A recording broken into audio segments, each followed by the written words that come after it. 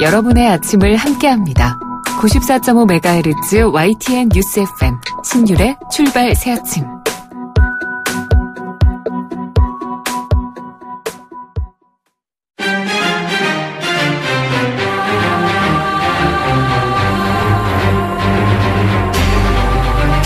매일 아침을 뉴스로 깨웁니다.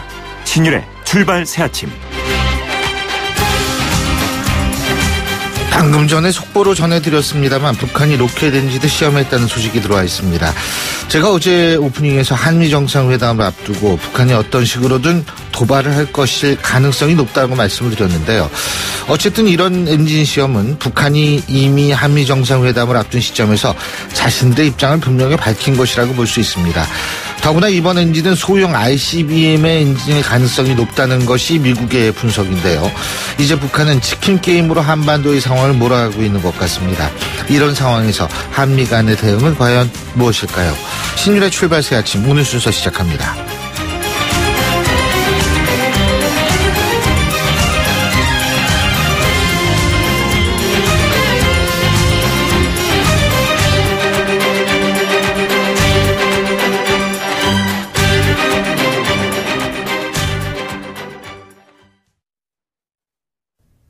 YTN 라디오 신율의 출발 새아침. 예, 지금까지 들어온 뉴스 정리해 보겠습니다. 백병규 시사평론가, 자, 오늘은 전화 연결하겠습니다. 안녕하세요. 안녕하십니까. 예. 자, 제가 오늘 오프닝에서도 잠깐 말씀을 드렸는데요. 밤사이 들어온 뉴스부터 얘기해 볼까요? 북한이 또다시 로켓 엔진 발사 시험을 했다. 이런 보도가 지금 미국 언론 통해서 나오고 있죠. 네, 그렇습니다. 이제 특히 이제 이 로켓 엔진이 대륙간 탄도미사일, 즉 ICBM의 엔진일 가능성이 점쳐지고 있고요. 그 가운데 일단 규모는 가장 작은 보통 이제 ICBM 엔진 같은 경우에도 1단계에서 3단계 이렇게 나눠지고 있는데요. 네. 그 가운데 가장 작은 3단계 엔진일 가능성이 높다는 이제 이 로이터의 보도가 나왔습니다. 그래서 이제 북한이 다시 로켓 발사 시험을 했다는 이 보도인데요. 보통은 이제 북한이 로켓 발사 시험 같은 걸 하면은 곧바로 이제 언론을 통해서 공개를 했는데, 예. 이번에는 이제 로이터 통신이 먼저 보도한 게 좀 이채롭습니다. 그래서 이제 로이터 통신의 보도는 익명의 미국 정부 관리의 말을 인용한 건데요. 어떻든 이 북한이 이 대륙간 탄도미사일의 로켓 발사, 엔진 발사 시험에 좀 성공을 했다. 이제 이런 보도여서 주목이 되고 있습니다. 그리고 로이터 통신이 또 문재인 대통령과의 인터뷰도 보도하지 않았습니까? 그렇죠? 예? 상당히 좀 앞으로 사드 배치와 관련해서 큰 논란이 될 수 있는 사안인데요. 예. 문재인 대통령은 이 로이터 통신과의 인터뷰에서 자신이 대통령이 된 후에 보고받은 바에 따르면 원래 한국과 미국 사이에 사드 배치를 합의를 할 때 올 하반기까지 사드 미사일 발사대 한 기만 야전 배치하기로 했다고 이제 밝혔습니다. 그래서 이제 나머지 5기는 내년도에 배치하기로 원래 스케줄이 합의되어 있었는데, 그러나 어떤 연유에서인지는 알 수 없지만 이런 모든 절차들이 앞당기자다 이렇게 말을 했는데요. 그러면서 국내법 규정을 제대로 지키는 것이 중요하다고 이야기를 했습니다. 네, 문재인 대통령이 이 같은 발언은 사실은 사드 배치에 대해서 그동안 조사를 지시하지 않았습니까? 예. 이런 과정에서 원래는 올해 안에 한 기만 배치하기로 했는데 이게 앞당겨 배치됐다. 이제 이런 발언이기 때문에 후폭풍이 상당히 좀 클 것으로 예상이 좀 되고 있습니다. 근데 틸러슨 미국 국무장관이 강경호 외교부 장관하고 통화해서 주한미군 사드 배치 문제와 관련해서 한국 내 민주적 절차를 존중한다. 이런 얘기를 했다고 그러지 않습니까? 네, 그러나 사실 미국으로서 존중할 수밖에 없는 이야기죠. 그래서 어떻게 보면 당연한 이야기도 한데, 틸러슨 미 국무장관은 어젯밤 강경화 외교부 장관과 이제 취임 축하 인사 통화를 했는데요. 한 25분 정도 통화가 진행이 됐다고 하죠.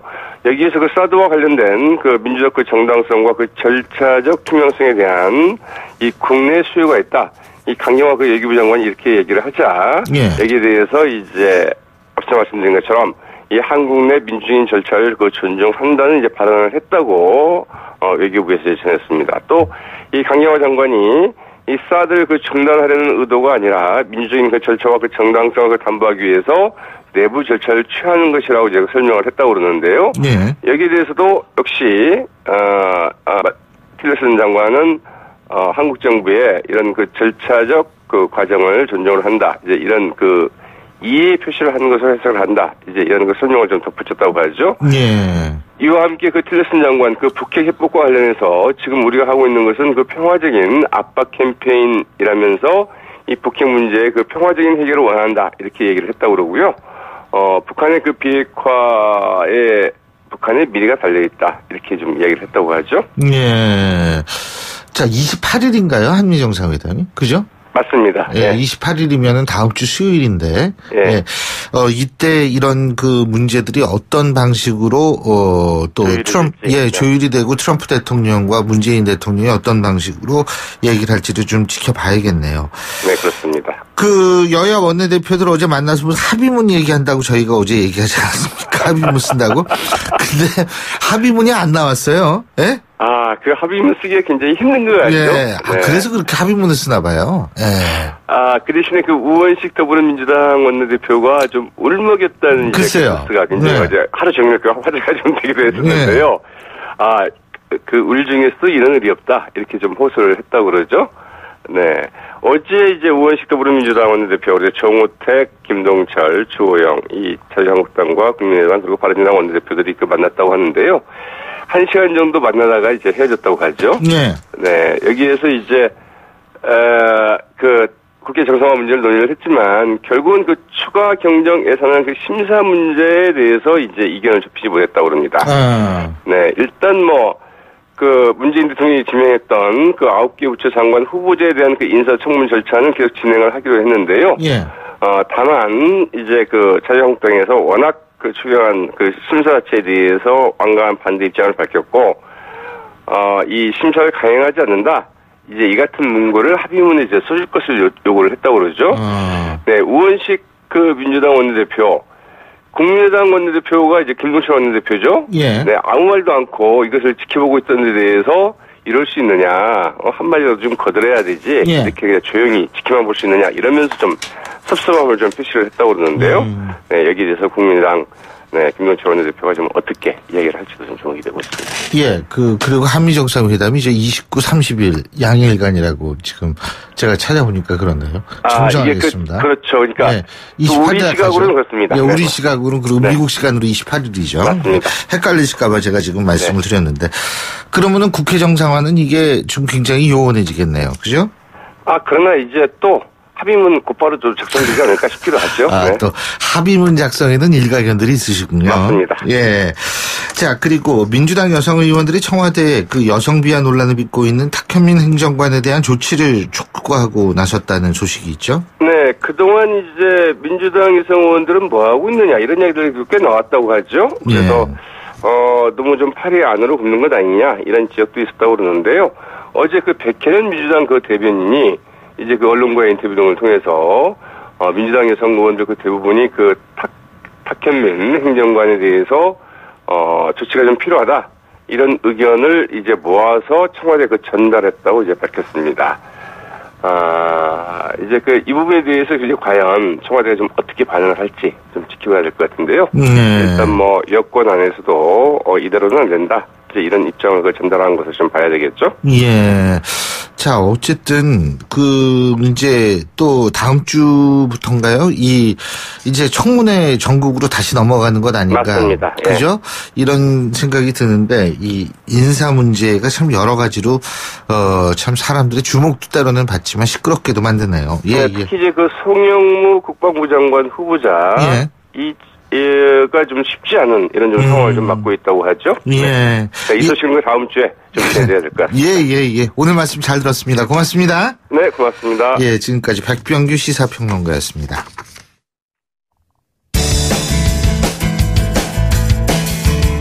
여러분은 지금 FM 94.5MHz로 방송되고 있는 신율의 출발 새 아침을 듣고 계십니다.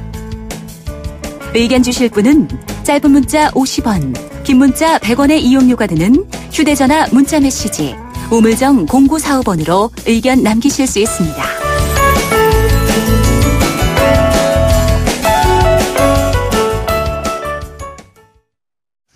당초 알려지기로는 저희가 앞서 말씀드렸지만 어제 여야 4당 원내대표가 만나서 국회 정상화 합의문을 발표한다. 뭐 이런 얘기가 있었습니다만 그 합의문을 못 썼습니다. 더군다나 우원식 여당 원내대표죠. 우원식 원내대표는 눈물까지 글썽이면서 대선 불복이라는 표현까지 썼다고 하는데 국민의당 이상돈 의원 전화 연결해서 현 정부에 대한 입장 직접 들어보겠습니다. 이 의원님 안녕하십니까? 네, 안녕하십니까? 네. 뭐 어제 되는 줄 알았어요, 정상화가? 예? 근데 불발됐습니다. 네, 그렇게 쉽게 될 것 같지 않습니다. 네, 무엇보다도 뭐 야당이 너무 좀 고집이 세다고 볼 수 있겠지만은 저는 문재인 대통령이 좀 국회에서 다수석이 없다는 것을 인정하고 야당을 좀 존중해야 할 겁니다. 네. 그러면 지금은 존중하지 않았다 이렇게 생각하시는 거예요? 어떤 측면에서 그렇게 보시죠? 지금 모든 인사 같은 거 좀 공감돼 있는 인사를 하는 게 아니지 않습니까? 또 그게 존중하지 않는 거죠, 뭐.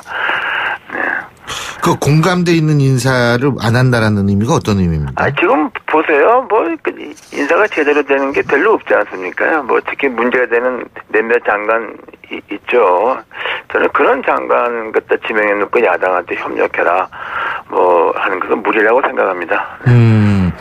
어제 더불어민주당 우원식 원내대표 같은 경우에는 눈물까지 글썽였다고 그러지 않습니까? 이 정부가 제일 하고 싶은 것을 아예 못하게 하나 이건 자유한국당이 대선 불복하는 거다 이런 얘기를 했다고 하는데 그럼 이 부분은 어떻게 보십니까? 네, 뭐 제일 하고 싶어하는 게 뭔지 뭐 정확하지 않은데 뭐 추경인지 그 추경은 추경 나름대로 좀 일자리 만들기 아니겠어요? 무리 있고 예. 무엇보다 인사겠죠. 인사가 그렇게 해서는 안 되지 않습니까? 네. 일자리 만들기가 제일 하고 싶은 거 아닌가 이런 얘기를 할 수 있을 것 같은데요. 일자리 만드는 것도 좋은데 하나의 방법론이죠. 그렇게 추경이라는 제도가 네. 그 목적에 과연 부합하느냐도 좀 볼 수 있고 과연 지금 예산 추경 예산 그것이 건전한 그 경제 발전을 위해서 마중물을 넣는 뭐 그 역할에도 제대로 하겠는가 그런 더 야당 입장도 충분히 일리 있다고 봅니다. 어떻게 보면 더 일리가 있다고 봅니다. 근데 이게 지금 국민의당한테도 많이 섭섭한 모양이에요. 더불어민주당이. 그죠? 네, 그렇지만 또 국민의당 입장도 그렇지 않습니까? 그 모든 면에 있어서 한번 좀 그 공개적으로 못하더라도 좀 이렇게 좀 사전에 협의하거나 좀 의논하거나 또 알려주거나 뭐 이런 게 전혀 없었잖아요. 통보하고 좀 도와달라다 그거 아닙니까? 당연하게 도와야 한다 말이죠. 네. 지금까지 그런 거죠, 뭐. 네. 근데 국민의당 내부의 목소리가 지금 그 일치돼 있습니까? 뭐 일각에서는 문재인 정부의 적극 협조에 조라라는 목소리도 있고 야당으로서의 역할을 하자, 강하게 나가자 이런 얘기도 있다고 하는데요. 네, 그거 좀 뭐 그렇게 좀 바깥에서 봐도 그런 모습이 보이죠. 특히 뭐 박지원 전 대표 같은 경우는 협력해야 된다는 입장이고 또 현재 지도부 뭐 박주선 비대위원장이나 또 김동철 원내대표 등 원내 지도부는 야당 입장을 또 강조하는 뭐 그렇게 되어 있습니다. 네. 근데 그런 현상을 어떻게 바라보고 계세요? 네, 그런 것이 이대로 좀 어떻게 될지는 무엇보다도 좀 여당한테 달렸죠. 여당과 정부가 계속 이런 식으로 일방적으로 가게 되면은 우리가 국민의당도 야당성을 강화해야 된다는 입장이 더 커질 것이고 문정부가 좀 협력적인 대화적인 방향을 바뀌면은 또 바뀔 수 있겠죠.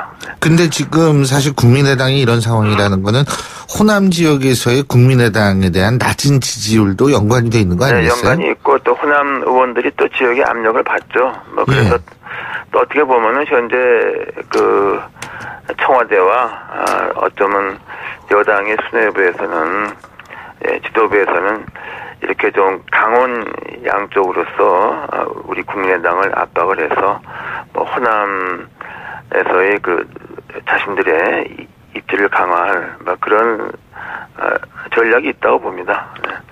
근데 그런 전략도 무시할 수는 없는 상황 아닌가요? 네, 무시할 수 없고 또 과연 거기에 대해서 우리가 얼만큼 대처할 수 있는가 하는 그런 문제가 있어요.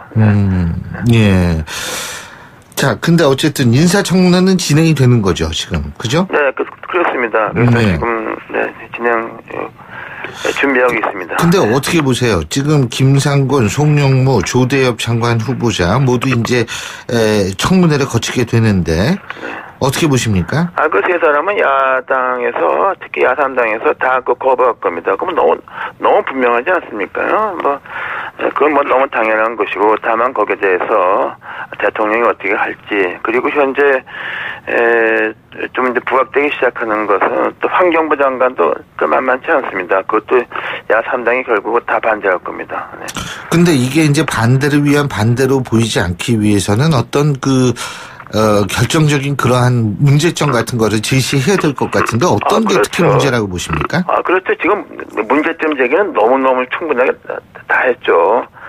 김상곤, 교육부총리 지명자 같은 거 보면은, 연구업체 빈곤이라는 것도 처음부터 교수사회에서는 다 알려진 얘기입니다. 예? 그리고 또 하나는 좀, 위선이죠. 또 김병준 전 부총리 때 그렇게 그 표절을 비판했던 사람이 자신의 문제가 더 크지 않는가 하는 문제, 이런 것이 있고, 또 송영무 국방부 장관 후보자는 이거는 지금 청와대가 완전 눈 감고 검증한 거죠. 그 이력 보게 되면은 대형 로펌에 있었던 거 그런 거 다 있는데 그래서 이런 문제가 있고, 또 조대엽 노동부 장관 후보는 이게 대학 교수도 그만둬야 판국입니다. 연대 황상민 교수가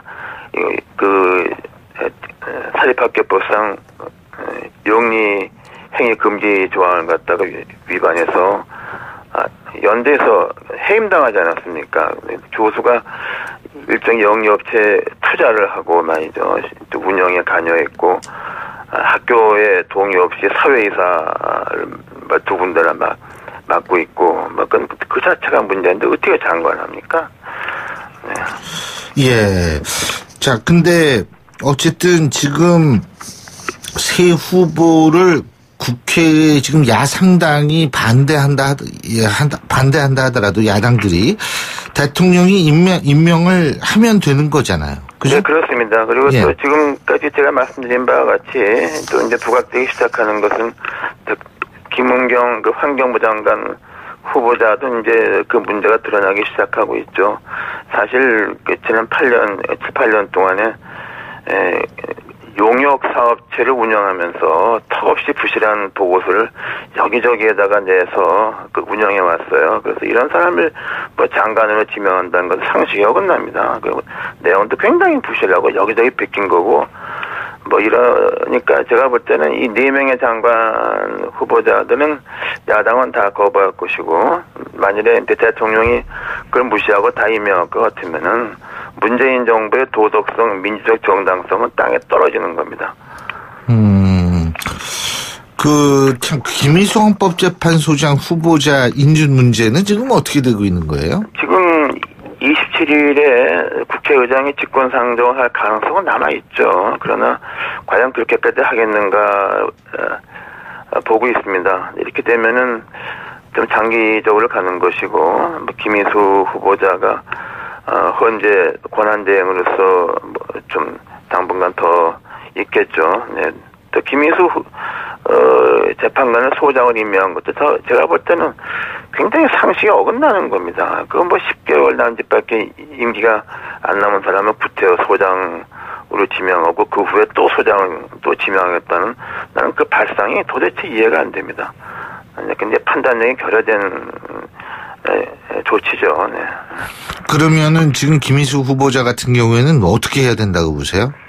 제가 생각할 때는 답은 간단합니다. 청와대에서 지명을 처리하고 새 재판관 겸 신임 소장을 지명하는 겁니다. 그건 이렇게 어려운 게 아니잖아요. 어려운 건 아니라도 그렇게 할 가능성이 얼만큼 된다고 보세요? 결국에는 청와대가 일종의 자존심이 있으니까 금방은 하지 않고 한 6개월쯤 지나서 하지 않겠는가 이렇게 보고 있습니다. 6개월이요? 그러면은 그때 상태까지는 공석으로 있어야 되겠네요. 공석이 아니죠. 권한대행이죠. 권한대행. 김희수 재판관이 권한대행이죠. 지금 그러니까 현재도 권한대행이죠. 소장이나 그게 그겁니다. 6개월 동안 권한대행 더 하나 무리하게 지명해서 1년 2년 또 한 달 갔으니까 1년 2개월짜리 소장이나 하고 똑같은 거 아닙니까? 그러니까 이게 인사가 처음부터 완전히 잘못된 거죠. 이건.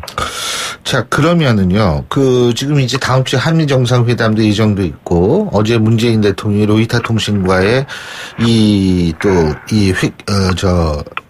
기자회견을 갖지 않았습니까? 네. 자, 이런 부분, 로이터 통신과의 인터뷰를 가졌는데, 이런 부분, 그 내용에 대해서 어떻게 평가하십니까? 그럼 외신하고 인터뷰한 거, 그런 거 제가 느끼기에는 좀 국내 정치 문제를 지나치게 외신한테 너무 이렇게 말씀하신 게 아닌가 하는 생각이 듭니다. 네. 국내 정치 문제 이런 것 같은 경우를 외신에다 이렇게 먼저 이렇게 얘기할 필요가 있겠는가 하는 그런 생각이 듭니다. 네. 근데 사드는 국내 정치 문제라기보다는 그 미국과의 관계 문제 아닌가요? 근데 이제 그 내부의 우리 결정은 우리 문제 아닙니까? 전 정부의 문제 아닙니까? 예. 네, 제가 말씀드린 게 바로 그겁니다. 네. 그런데 어떻게 이번 정상회담 같은 경우에 지금 야당도 같이 가자 이런 얘기 나왔었잖아요. 네, 근데 우리는 이미 우리 독자적으로 안 가는 거로 결정한 것 같습니다. 갈 이유가 없다. 같이 갈 이유가 없다. 말이죠. 네. 근데 아무래도 외교 같은 데는 초당적 외교라는 그런 모습을 보여주는 것이 좋지 않느냐 이런 얘기도 있는데 그 부분은 어떻게 보십니까? 그런데 야당 의원들이 가봤자 역할이 있겠습니까? 사진 한 장 찍는 거지. 그래도 간다는 상징성 같은 게 있잖아요. 정치라는 게 상징성이 중요하죠. 예. 예, 잘 알겠습니다. 어쨌든, 이 인사청문회가 그럼 다음 주에 시작이 되는 거죠? 네, 요번 주말, 그렇죠. 다음 주말하고 그 다음 주 초까지, 특히 이제 다음 주 수목금 몰려있고 환경부 장관 같은 경우는 그 다음 주 월요일 30일이죠. 네. 그렇군요. 예, 잘 알겠습니다. 저희가 또 인사청문회 계속 지켜보겠습니다. 오늘 말씀 여기까지 듣죠. 고맙습니다. 네, 감사합니다. 지금까지 국민의당 이상돈 의원이었고요. 신율의 출발 새 아침 1부 순서 여기서 줄입니다. 잠시 뒤 2부에서 뵙겠습니다. 소통의 아침을 여는 공정한 목소리. 신율의 출발 새 아침. 신율의 출발 새 아침 2부 순서 먼저 광고부터 듣겠습니다. 예, 다시 돌아온 금요일입니다. 7시 40분 17초 지나고 있는데요. 교통 상황 알아보겠습니다. 박화영 캐스터. 네, 신율의 출발 새 아침 교통정보입니다. 어김없이 차들이 많은 금요일 아침입니다. 경부고속도로 지금 가는 길, 서울 쪽으로 가는 길은 달래내고개에서 서초 사이로 밀리고 있고요. 외곽으로 가는 길은 한남에서 서초까지 밀리고 신갈에서 수원 사이로도 더딘데 신갈 부근에서는 지금 차량 속도가 많이 떨어져 있는 모습입니다. 지금 송파대로 따라 잠실대교 가는 길 가락시장역에서 가락시장까지 더디고요. 양재대로에서는 사고 소식 들립니다. 둔촌역에서 둔촌 사거리 가는 길 6, 7차로에서 오토바이와 승용차가 부딪혔습니다. 가락시장 방향으로는 양재나들목에서 수서나들목까지 밀리고 있고요. 송파대로 따라 잠실대교 가는 길 가락시장역에서 가락시장 쪽으로 답답하게 묶여 있습니다. 분당 수서간 도시고속화도로 장진나들목에서 탄천 1교까지 밀려 있고요. 반대 성남이나 분당 쪽으로는 막힘이 없습니다. 강변북로 따라 일산에서 구리 쪽으로 가양대교에서 한강대교까지 길게 밀려 있고요. 올림픽대로 강일 쪽으로는 방화대교에서 가양대교, 이후로 여의도권을 통과해서 동작대교에서 성수대교까지 쭉 밀려서 통과하는데요. 가시는 길에 공사 구간 한번 보이실 겁니다. 동호대교와 성수대교 사이 4차로 막아놓고 공사하니까 그곳으로 지나실 때는 안전하게 통과하셔야겠습니다. 신율의 출발 새 아침 교통정보였습니다. YTN 라디오 신율의 출발 새 아침. 경영계는 일자리를 많이 만들면 업어드리겠다. 노동계는 적어도 1년만 지켜봐달라. 지난 21일 일자리위원회 첫 회의에서 문재인 대통령이 한 말입니다. 새 정부, 재계와 노동계 양쪽의 마음을 모두 얻기 위해서 노력하고 있지만 그 어느 쪽도 쉽지 않은 상황인데요. 어렵게 첫 발을 내딛은 일자리위원회 첫 회의에서 어떤 얘기가 오갔을지, 그리고 지금 현재 노동계가 바로 문재인 대통령의 이런 제안들에 대해서 어떻게 생각하는지 입장을 직접 들어보는 시간 마련하겠습니다. 한국노동조합 총연맹의 강훈중 대변인 전화 연결합니다. 강 대변인님 안녕하십니까? 예, 안녕하십니까? 예. 오랜만에 모인 거죠, 노사정이? 예, 그렇습니다. 예, 어느 정도 됐어요? 이 한 자리에 모인 적이? 아마 노사정위원회 협상이 깨진 게 작년 1월로 기억이 됩니다. 한 1년 6개월. 1년 6개월. 예. 노사정위는 그렇고요. 그렇군요. 그리고 두 양노총이 함께한 건 거의 한 18년 정도? 양노총이 함께한 건 그 정도로 오래됐군요. 예, 그 정도 걸렸다고 하더라고요. 예. 자, 그러면, 문재인 대통령이 노동계는 1년은 좀 지켜봐 달라, 이런 얘기가 있었는데, 어떻게 보셨습니까? 예. 일단 첫 단추가 중요하다고 생각하고요. 첫 단추를 잘 껴야지, 마지막에 가서 끝이 어그러지지 않듯이, 저는 시작 단계가 중요하다고 봅니다. 그래서, 정권 시작하는 초기 단계에서부터 노동계와 자주 소통을 하고, 의견을 많이 듣고, 정책에 반영하는 것이 필요하다고 봅니다. 그래서, 노동자를 단순히 어떤 시의 대상이 아니라, 정책을 만들어가는 하나의 그 파트너로서, 주체로서, 주셨으면 좋겠습니다. 그래서, 1년 말씀하셨는데, 저희들 같은 경우에는, 처음부터, 함께 의견을 많이 듣는 것이 필요하다, 이렇게 봅니다. 그러니까 1년을 기다리고 안 기다리고의 문제가 아니라 말을 많이 들어야 된다, 이 말씀으로 이해가 됩니까? 예를 들어서 과거 정부 같은 경우는 거의 이제 불통으로 일관했다고 이렇게 얘기들을 많이 하지 않습니까? 네. 그래서 이제 정부가 독자적으로 어떤 안을 만들었다고 했을 때 나중에 그것이 이제 예를 들어서 현장의 의견을 충분히 반영하지 않은 경우에는 또 문제가 되지 않습니까? 그럼 그때 가서 노동계가 또 거리로 나가서 집회하고 시위하고 투쟁하고 하는 것보다는 처음에 정책을 입안하는 과정에서 참여시킴을 해가지고 의견을 듣고 반영한다라면 그러한 어떤 소모적인 것들이 좀 없어지지 않을까 생각이 듭니다. 예. 다음 주인가요? 예. 언제 총파업하고 그러던데, 노동계가요? 그건 아마, 다른 조직에서 하는 것 같고요. 저희는 아직은 그런 계획은 아직 없습니다. 그런 계획. 그러니까 한국노총 같은 경우에 좀 기다린다. 예.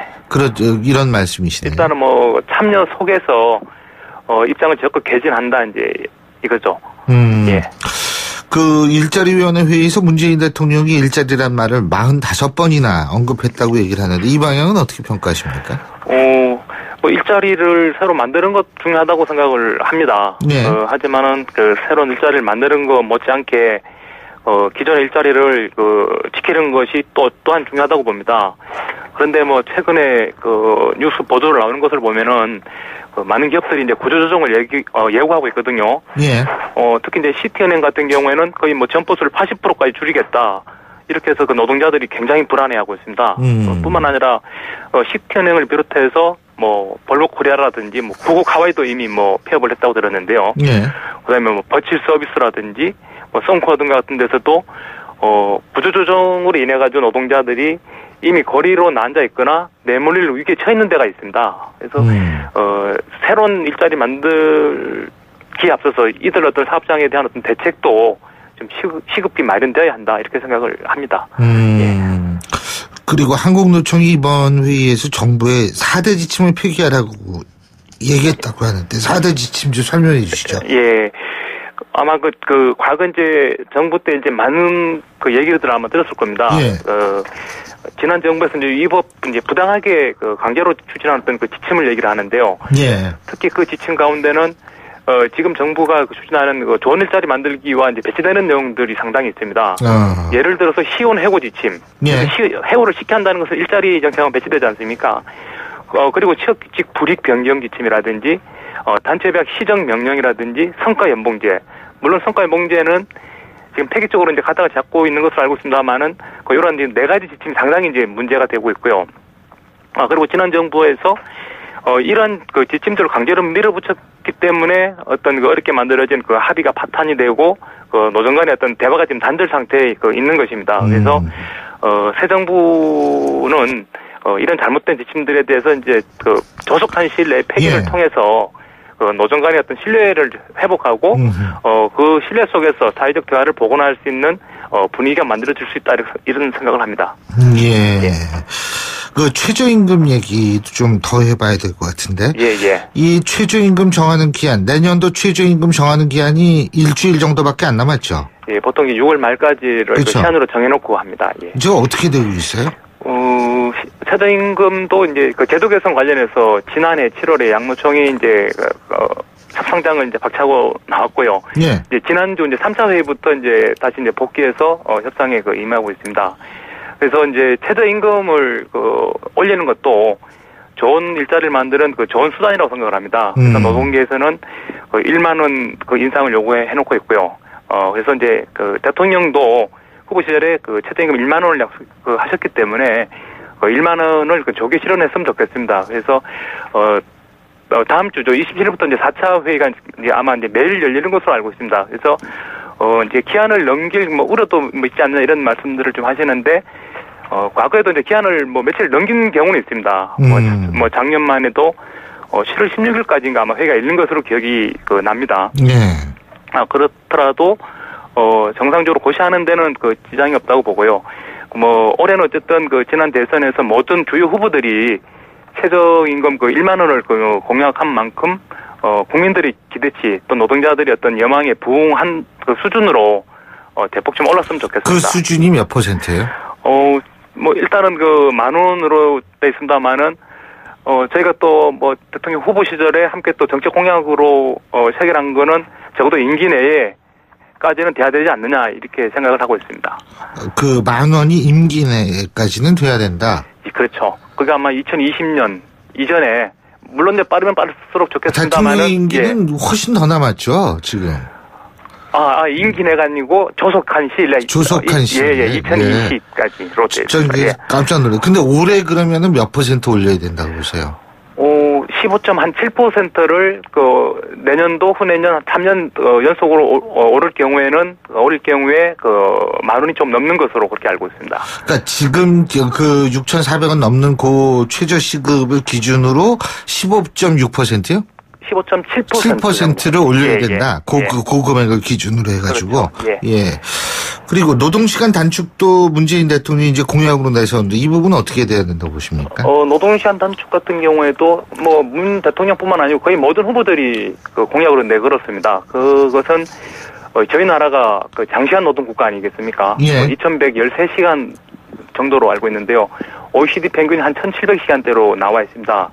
그리고 이제 장시간 근로로 인해 가지고 어떻게 보면 이제 기존에 일하는 분들이 장시간 일하다 보니까 또 일자리 창출의 여지가 있는 부분에서 창출을 못하는 부분이 있지 않습니까? 예. 그런 부분이 있고 또 장시간 노동에 노출됨으로 해가지고 어떤 일가정 양립을 저해한다든지 또 산업재해에 노출된다든지 하는 여러 가지 또 부작용들이 많이 있습니다. 그래서 노동시간 단축을 통한 일자리 창출도 반드시 필요하다고 생각을 합니다. 예.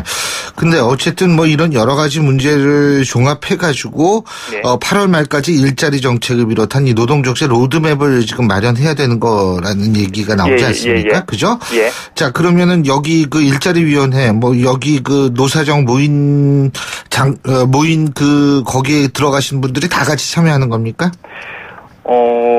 저희가 아마 처음에 말씀드렸는데 지금 일자리위원회는 아마 30분의 위원으로 구성되어 있는 것으로 알고 있고요. 네. 다만 이제 거기는 이제 주로 대표성을 가진 분들이 이제 참여를 하기 때문에 예. 실제로 어떤 정책을 만드는 과정에는 참여를 안 하는 것으로 알고 있습니다. 저희 역시도 과정에는 참여를 안 하고 있기 때문에 그 과정에까지 참여를 보장해야 되지 않냐. 그래서 왜냐하면은 노동계나 또는 현장 노동자들이 일자리 창출과 관련된 상당히 많은 아이디어나 이런 것들을 가지고 있습니다. 예. 그래서 그러한 어떤 현장의 지혜들을 일자리 정책에 녹여낸다라면은 보다 내실 있는 더 다양한 일자리를 만들 수 있다라고 생각합니다. 예를 들어서 제조업 현장에서는 이제 교대제 근무를 많이 하지 않습니까? 네. 그 교대제를 어떻게 개선하면 일자리를 더 만들 수 있다라든지, 그다음에 이제 공공 부분에서 어떤 분야에 장기 지속적인 일자리가 있는데 이런 것을 정규직화 해야 된다든지, 네. 그리고 예를 들어서 또 사회 서비스 공단을 만들어서 어떤 청년들에게 어떤 좋은 일자리를 만들어주고 또 국민들에게는 어떤 양질의 공공 서비스를 제공할 수 있다라든지 여러 가지 방안이 나올 수 있다라고 생각을 합니다. 예. 자, 그리고 마지막으로 문재인 대통령이 어제 발표한 내용이죠. 공공부문 하반기 채용부터 블라인드 채용을 하겠다. 이 부분은 어떻게 보셨어요? 예. 아마 출신 학교나 지역 스펙 같은 걸 따지지 않고 실력 만 보고 이제 뽑겠다 그런 것 같은데요. 물론 이제 바람직하지 당연히 그렇게 돼야 된다고 보고요. 그렇게 되지 않았던 어떤 그러한 그 관례들이 좀 문제였다고 봅니다. 그래서 누구에게나 어떤 그 공정한 그 어떤 그 기회가 주어져야 된다고 보고요. 입사 때부터가 아니고 들어와서도 어떤 동일노동, 동일임금 이런 원칙들이 지켜져서 어떤 그 불합리한 어떤 그 차별이라든가 그 이런 것들이 좀 없어졌으면 좋겠습니다. 예, 잘 알겠습니다. 오늘 말씀 여기까지 듣겠습니다. 고맙습니다. 예, 감사합니다. 예, 지금까지 한국노동조합 총연맹의 강훈중 대변인이었습니다. 신율의 출발 새 아침 2부 순서 여기서 줄입니다. 잠시 뒤 전 8시 10분 3부에서 뵙겠습니다.